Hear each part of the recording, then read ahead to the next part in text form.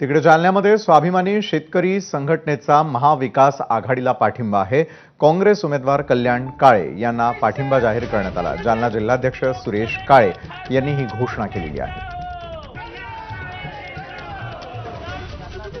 संघटना ना युतीसोबत आहे ना आघाडीसोबत आहे।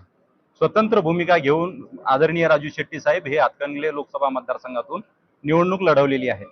परंतु येणाऱ्या 13 तारखेला जालना जिल्ह्यातील पदाधिकाऱ्यांना शेतकऱ्यांनाही मतदान करायचं आहे।